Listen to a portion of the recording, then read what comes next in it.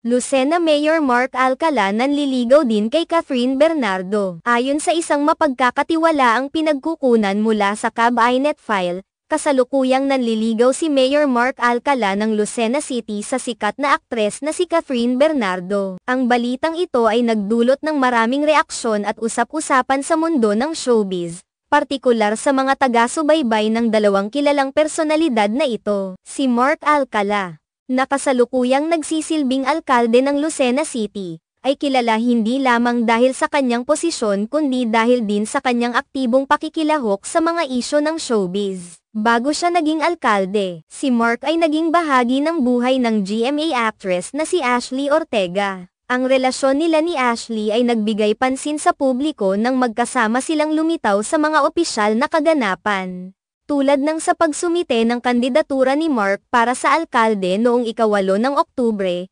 2021. Ang magkasama nilang paglitaw sa mga kaganapan noong panahong iyon ay nagbigay diin sa kanilang ugnayan. Ngunit sa kabila ng kanilang naitalang pagkakasama, nagkaroon ng mga pagbabago sa kanilang personal na buhay. Noong ika-3 ng Marso, 2023, kinumpirma ni Ashley Ortega sa isang panayam na naghiwalay na sila ni Mark. Ang balitang ito ay nagbigay daan sa mga spekulasyon at tanong kung paano ito makakaapekto sa kasalukuyang buhay ni Mark, lalo na sa kanyang personal na relasyon. Sa mga sumunod na araw, agad na umikot ang balita na si Mark Alcala ay nakikipag-ugnayan sa aktres na si Catherine Bernardo, isang kilalang pangalan sa industriya ng showbiz. Ang balitang ito ay nagdulot ng kaguluhan sa mga tagahanga ni Catherine at ng publiko sa pangkalahatan. Si Catherine Bernardo, na isa sa mga prominenteng aktres sa bansa, ay kilala sa kanyang mga naging matagumpay na proyekto sa telebisyon at pelikula.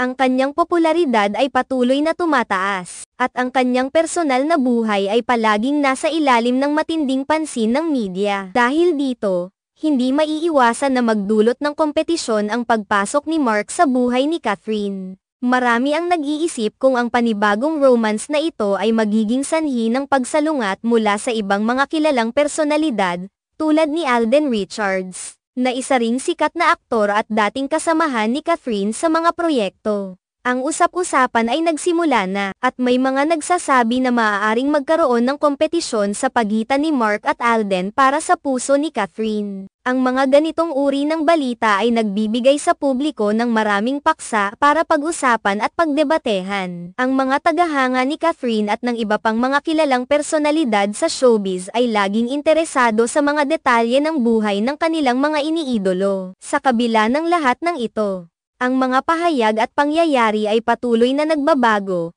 at ang hinaharap ay maaaring magdala ng mga bagong pagbabago sa sitwasyon. Samantalang ang mga usap-usapan ay patuloy na umuusbong. Ang tunay na kwento sa likod ng mga balitang ito ay kadalasang hindi pa lubos na nalalaman ng publiko. Ang bawat isa sa atin ay may kanya-kanyang opinyon at interpretasyon sa mga balitang ito. Ngunit ang pinakamahalaga ay ang pagrespeto sa personal na buhay ng bawat isa. Ang mga paparating na buwan ay tiyak na magdadala ng karagdagang mga detalye at development sa paksang ito.